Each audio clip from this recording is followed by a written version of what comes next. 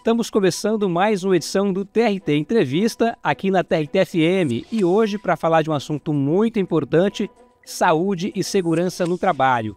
Nós recebemos aqui no estúdio a Nanda Toste Zizoni, juíza do trabalho da 10ª Região e gestora nacional do Programa Trabalho Seguro. Doutora, seja bem-vinda. Muito obrigada.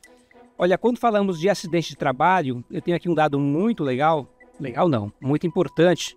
Nos últimos 15 anos, foram mais de 9 milhões de acidentes. Dá um a cada 46 segundos.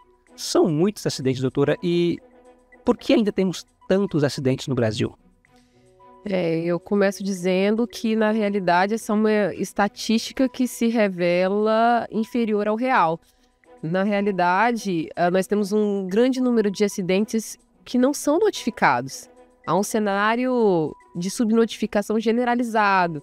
Então, a bem da verdade é que o cenário é mais grave do que os números mostram. E por que não conseguimos mudar ainda essa realidade? Acho que uma questão complexa, e para as questões complexas nós precisamos ter análises também complexas, mas sem dúvidas dos pontos importantes é nós pensarmos na cultura da prevenção.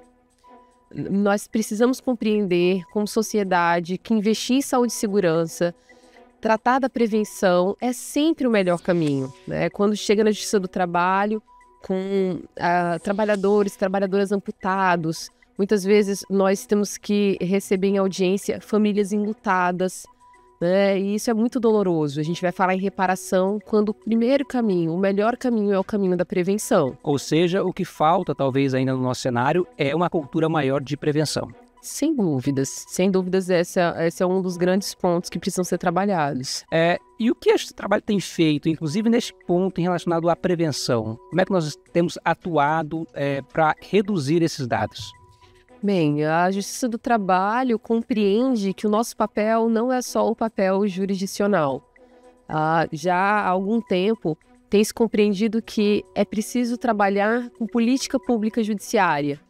E dentro desse contexto, nós temos os programas que a Justiça do Trabalho desenvolveu, e um deles, e o mais longevo, junto ao o Programa de Combate ao Trabalho Infantil, é o Programa Trabalho Seguro.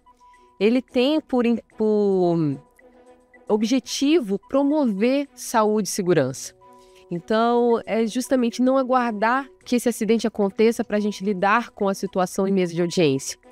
É o Poder Judiciário se mostrando sensível às demandas sociais e participando, construindo, junto à sociedade, uma cultura de prevenção. Ou seja, mais do que apenas julgar casos de acidente de trabalho, hoje a Justiça do Trabalho atua de alguma forma para prevenir, é isso?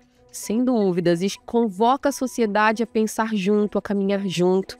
Então, por meio do Programa Trabalho Seguro, nós temos os chamados grupos interinstitucionais.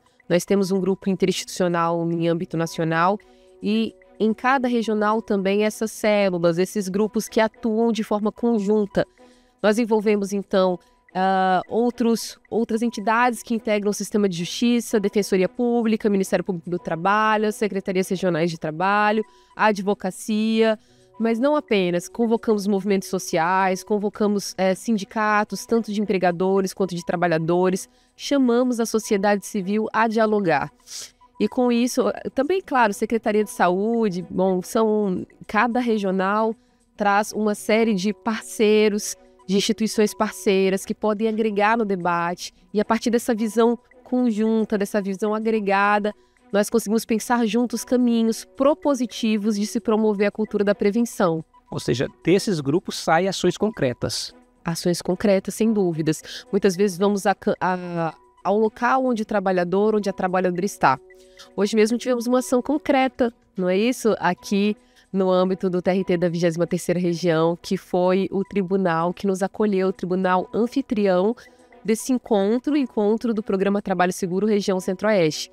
E uma das ações foi, além do painel que tivemos de discussão, que envolveu outras entidades que integram também o grupo de debates local, nós tivemos essa visita à cooperativa de reciclagens, de materiais reciclados. E com isso nós pudemos ver em loco o que acontece, que dificuldades essa cooperativa enfrenta, e eu digo, essas mulheres enfrentam, porque em sua maioria são mulheres e mulheres negras, pretas e pardas, e compreender essa realidade, pensar junto soluções, inclusive para além do trabalho formal, vai ao encontro do que nós nos propusemos a fazer com o programa, que é pensar o direito à saúde e segurança num contexto de universalização. Porque a doutora antecipou a próxima pergunta minha, né? Hoje não, mas nessa semana nós estivemos reunidos aqui em Cuiabá, juízes do Centro-Oeste, não é isso? Para o encontro sobre trabalho seguro. E deste encontro teve essa visita que vocês fizeram à cooperativa de catadores aqui em Cuiabá. Doutora, em relação a esse encontro que teve em Cuiabá, que nós tivemos aqui gestores do Centro-Oeste, qual foi a proposta desta reunião? O que vocês, enquanto gestores que pensam o trabalho seguro no âmbito da justiça do trabalho na região Centro-Oeste, estiveram em Cuiabá fazendo? Qual que foi a importância disso? Primeiro momento, nós tivemos esse painel, um painel em que nós tratamos dos direitos humanos à saúde e segurança no trabalho e falamos especialmente dos desafios da informalidade, desafios do trabalho informal. Esse conceito, que é um conceito fluido, muitas vezes a gente pensa a partir de binarismos que tentam simplificar o que é complexo, formal, informal, e que na verdade a realidade é mais complexa que isso.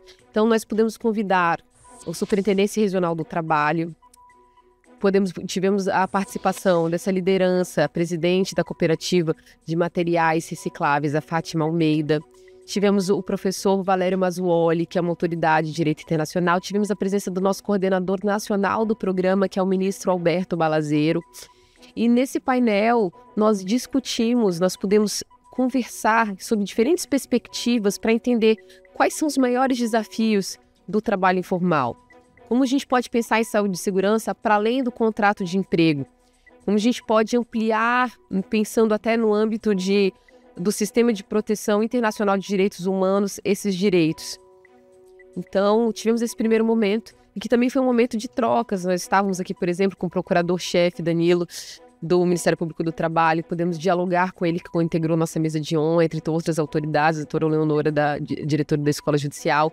E essa troca, essa conversa, esse diálogo interinstitucional, talvez seja o grande mérito de um encontro como esse.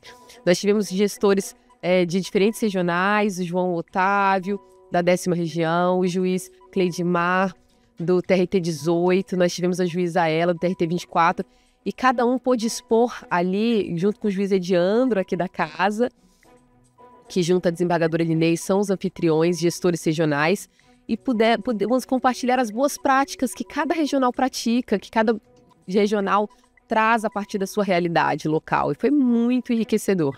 Nessa sua fala, você citou que um dos assuntos debatidos foi a questão do trabalho informal. O trabalho informal, ele é um ponto sensível quando se fala em prevenção a acidentes de trabalho?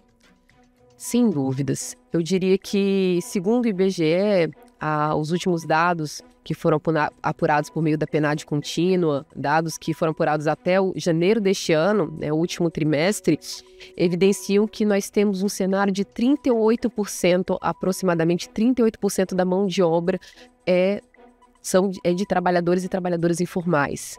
Isso representa aproximadamente 38 milhões de brasileiros. São pessoas que estão à margem da legislação e não amparadas pela prevenção, pelo sistema de previdenciário, por exemplo? Sim, perfeito.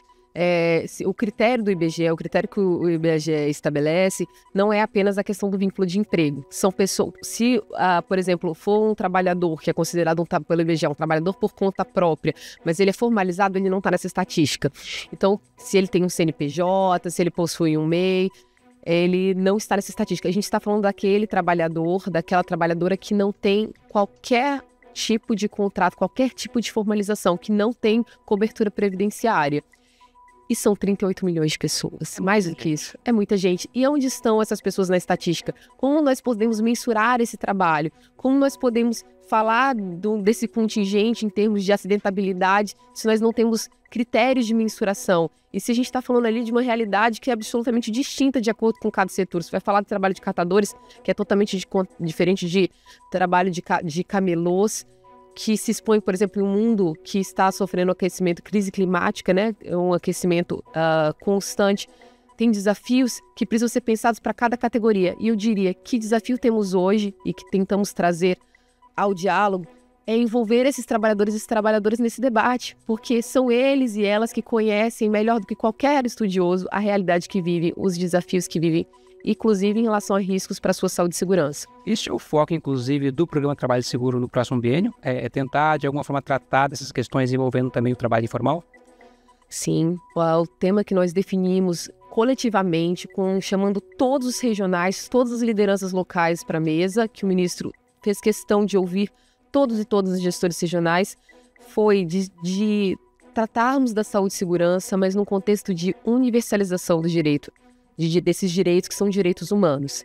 Então, uma grande diretriz do Programa Trabalho Seguro tem sido: não vamos falar deles sem eles à mesa. Então, se nós vamos falar de trabalhadores, que possamos trazemos aos seminários, trazemos essas lideranças, trazemos também os empregadores para que a gente possa debater no âmbito dos grupos interinstitucionais e pensarmos juntos, porque quem pensa junto, pensa melhor. Perfeito. Doutora, nós estamos chegando ao fim do nosso bate-papo.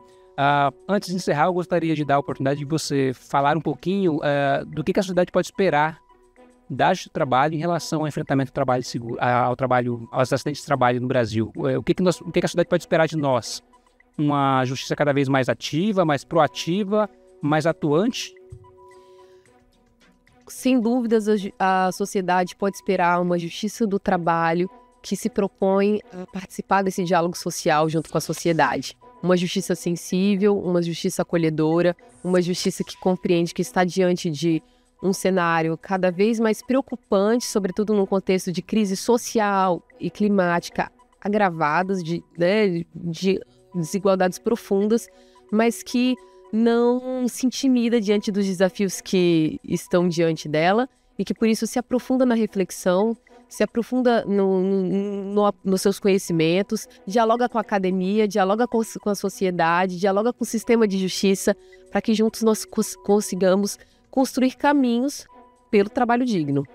Doutora, muitíssimo obrigado. Doutora Ananda Tosti Zizoni, juíza do trabalho da 10ª Região e gestora nacional do Programa Trabalho Seguro.